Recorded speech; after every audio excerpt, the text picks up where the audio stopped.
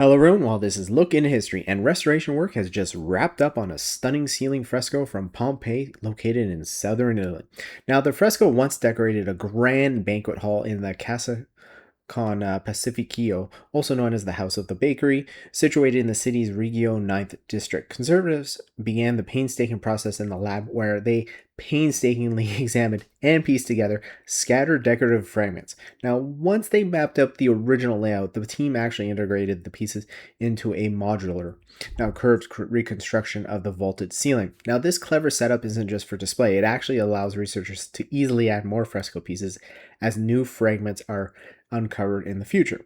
Now, the central focus of the artwork is that depicts the mythological union of the god Dionysus and Ariadne.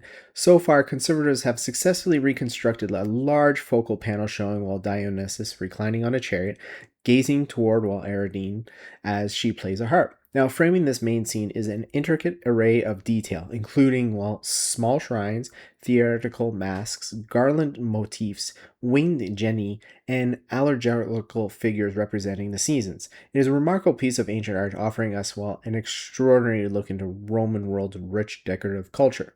So with that, hope you guys have a great day and a great night.